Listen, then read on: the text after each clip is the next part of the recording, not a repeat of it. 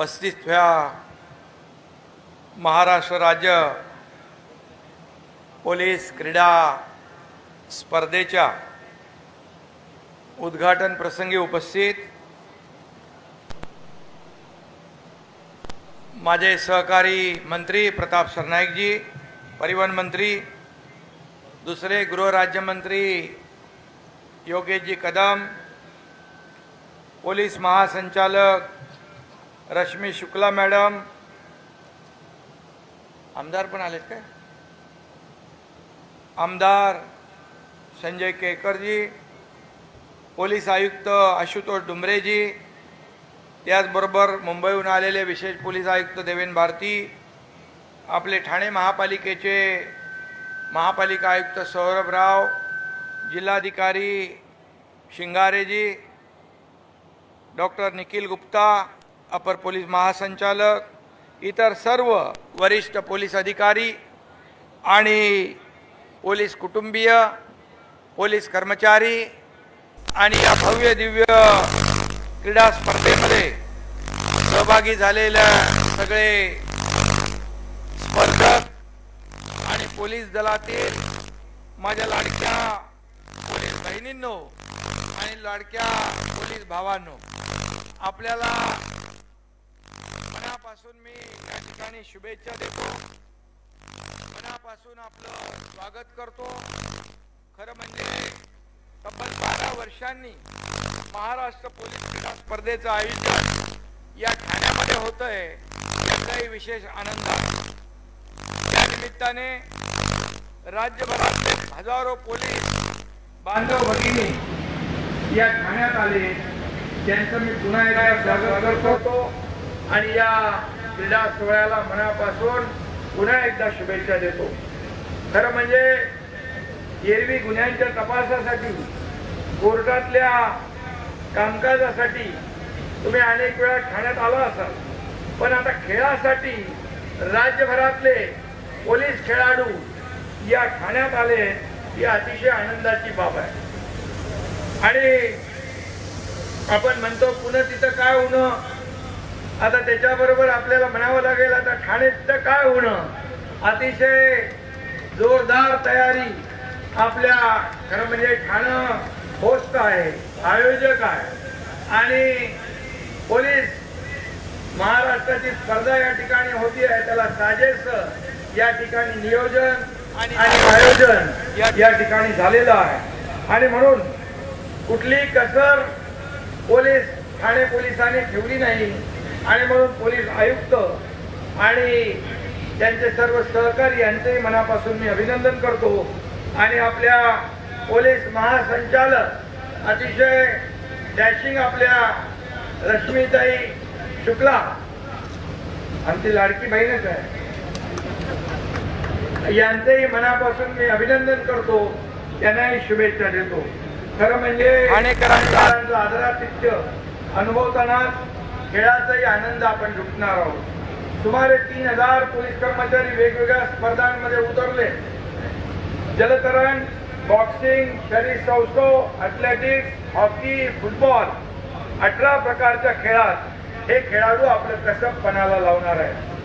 ठाण्यात भरलेल्या या पोलीस क्रीडा स्पर्धा महाराष्ट्राचं महाऑलिम्पिक आहे असं समजूया आपण आणि आपण आपलं कष्टपणाला लावूया, ते लावणारच आहात आपण। या खेळामध्ये हार जीत तर होणारच, कुणीतरी जिंकणार कुणीतरी हरणार, परंतु जिंकणं किंवा पराभव होणे महत्वाचं नाही। माझ्या मते स्पर्धेत सहभागी होणारा प्रत्येक जण हा विजेताच असतो आणि म्हणून मी एवढंच सांगतो, कोई लक्ष्य मनुष्य की साहस से बड़ा नहीं और हारा वही जो दिल से लढा नहीं। तुम्ही सर्वजण दिल से लढणार आहात, मनापासून खेळणार आहात आणि तुम्ही सगळे जिगरबाज आहात आणि म्हणून तुम्ही सर्वच जण जिंकलेला आहात असं माझं मत आहे आणि त्या दृष्टीने आपल्याला शुभेच्छा देतो। आता खेळाचा आनंद लुटण्यासाठी आपण सहभागी होत आहे हे आपल्याला माहित आहे आणि महाराष्ट्राचे पोलीस हे सुद्धा खिलाडी नंबर 1 असतात, हे जगाला आता दाखवून द्या, ही संधी देखील आपल्या हातामध्ये आलेली आहे। सदरक्षणाय खलनिग्रहाय हे आपल्या फोर्सचं ब्रीदवाक्य आहे. हे ब्रीदवाक्य पाळायचं असेल तर फिटनेसला पर्याय नाही. आणि खेळामुळे शारीरिकच, मगाशी आपल्या डीजी मॅडमने देखील सांगितलं त्या बाबतीत, खेळामुळे शारीरिकच नव्हे तर मानसिक तंदुरुस्ती देखील वाढते. त्याचबरोबर सांघिक भावना, नेतृत्व गुण, आत्मविश्वास वाढतो. आपण जिंकावं आणि शिकावं, आपण एकमेकांच्या कामाचं कौतुक करावं, हेच या क्रीडा स्पर्धेचं खरं उद्दिष्ट आहे. हे स्पर्धेचं जग आहे. इथं टिकून राहण्यासाठी भरपूर पळावं लागतं आणि ते गुणवत्तेला पर्याय नाही, शॉर्टकटही नाही.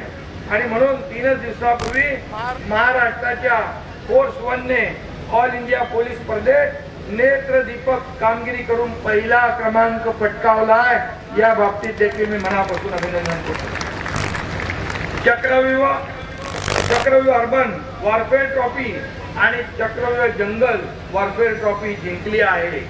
स्टँड अलोन स्पायनर फायरिंग स्पर्धेत 2रा क्रमांक आलेला आहे. आणि म्हणून या टीमचं मी मनापासून अभिनंदन करतो.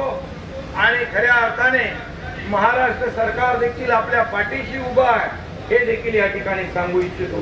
देशातले अनेक खेळाडू ऑलिम्पिक पर्यंत जाऊन येतात, एशियाडमध्ये जाऊन मेडल आणतात. त्यातले काही खेळाडू पोलीस दलातही आहेत. आपले महाराष्ट्र पोलीसही काही कमी नाहीत. म्हणून गुणवत्तेत, सक्षमतेत हे दल सर्वात उजवं आहे. ही खरं म्हणजे हे सिद्ध करण्याचा मार्ग म्हणजे या क्रीडा स्पर्धेचं यश हाच आहे. आणि मग हे खेळाचं मैदान आहे. इथं पंच आहेत, पंचनामा नाही. इथे नोंद होते की विक्रमांची.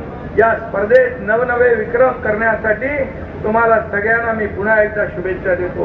पोलीस दल समाजाच्या सुरक्षेसाठी अहोरात्र काम करत असतात. तुम्ही डोळ्यात तेल घालून पहारा देता म्हणून राज्यातला नागरिक पण समारंभ, कार्यक्रम निर्दोषपणे या ठिकाणी साजरा करू शकतो. तुम्ही सण उत्सव जेव्हा असतात, गणपती, नवरात्री, दिवाळी, तेव्हा पोलीस रस्त्यावर असतात, रस्त्यावर उभे असतात, कायदा सुव्यवस्थेचं रक्षण करतात. ऊन असू द्या, वारा असू द्या, पाऊस असू द्या, काही असू द्या, आपण आपलं काम करत असता.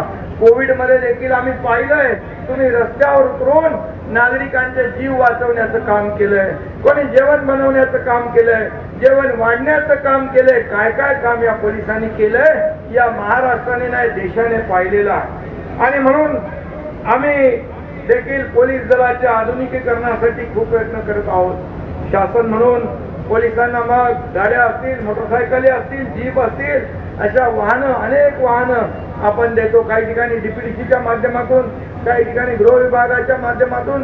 कुठेही काही कमी पडू नये म्हणून आपण हे सगळं करत असतो. आणि पोलीस दलाला आधुनिकतेच्या प्रगतीच्या वाटेवर कसं नेता येईल यासाठी आपण प्रयत्न करतो.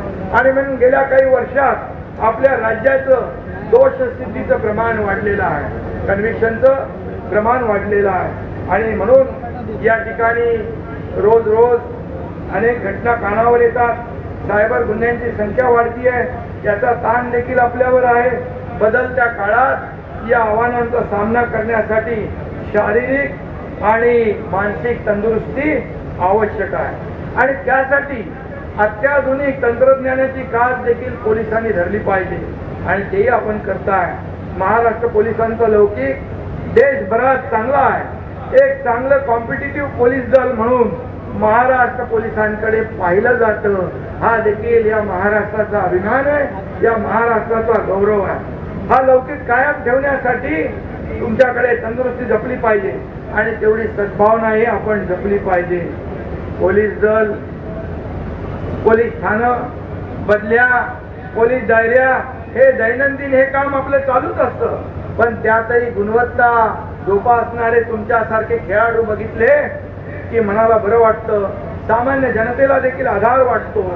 तुम्ही पदकांवर लक्ष केंद्रित करा. तुमच्या सराव आणि सोयी सुविधांमध्ये ठाण्यामध्ये काही कमी पडणार नाही याची देखील आपल्याला ग्वाही देतो. आज जिथे आज स्पर्धा होत आहे ते अत्यंत सुंदर व सुसज्ज असं ग्राउंड तयार करणाऱ्या ठाणे पोलीस दलाचं मी मनापासून अभिनंदन करतो. म्हणजे त्याचे प्रमुख जे आहेत आयुक्त आशुतोष डुमरे आणि त्यांची टीम यांचं मी अभिनंदन करतो. या मैदानात पोलिसांना दैनंदिन सरावासाठी सिंथेटिक ट्रॅक आपला सिंथेटिक ट्रॅक पाहिजे आणि हायमास पाहिजे अशी मला विनंती केलेली आहे. पोलीस दलालाही त्याचा फायदा होईल, इथल्या खेळाडू मुलांनाही त्याचा फायदा होईल आणि म्हणून जिल्हाधिकारी आपले शिंगारे यांना मी सांगितलेलं आहे की ताबडतोब या मैदानामध्ये सिंथेटिक ट्रॅक तयार करूया आणि हायमास लावूया. त्या ठिकाणी आपल्याला या सराव करता येईल, स्पर्धा घेता येतील आणि त्यासाठी पैसे कमी पडणार नाही याची खात्री आपण बाळगा. आणि म्हणून तुम्हाला माहित आहे, मी बघतो करतो पाहतो वगैरे नाही, तसं मला काल सांगितल्याबरोबर मी रात्री शिंगारेंना कलेक्टरना फोन केला, इकडे असतील पुढे आहे काय, अरे निरंजन पण आहे